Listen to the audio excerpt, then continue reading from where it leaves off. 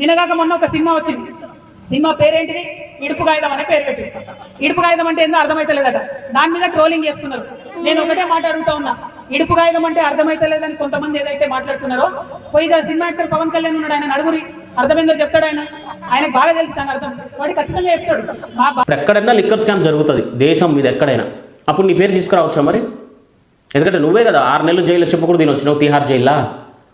Next Bihar జైలుకు పోతావు నువ్వు, ఇక ఇంకో 6 నెలలు ఇట్లనే వాగుతా పోతే. నిన్ను అసలు అయినా నిన్ను తిట్టినా, కుక్కని తిట్టినా, అసలు ఈ రోడ్డు మీద పోయే ఎలకని తిట్టినా ఒకటి. అసలు నాకు నిన్ను తిట్టాలన్నా కూడా నాకు నోరత్తలే. అసలు నీకంటే రోజని తిట్టినా, శ్రీరెడ్డిని తిట్టినా కొద్దిగానన్నా నాకు వాల్యూ ఉంటుంది.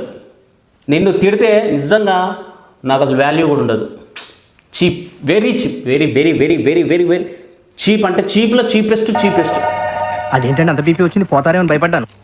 కాలేజ్ అని డిసప్పాయింట్ అయ్యావా? సర్లేండి, ఎమోషనల్ ఎక్కువ మాట్లాడారు, జాగ్రత్త. రియాక్షన్ చూడు ఎలా ఉంటుందో.